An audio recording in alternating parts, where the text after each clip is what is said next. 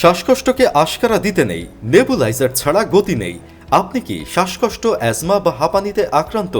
কখন কোথায় শ্বাসকষ্ট শুরু হবে তা নিয়ে চিন্তায় থাকেন?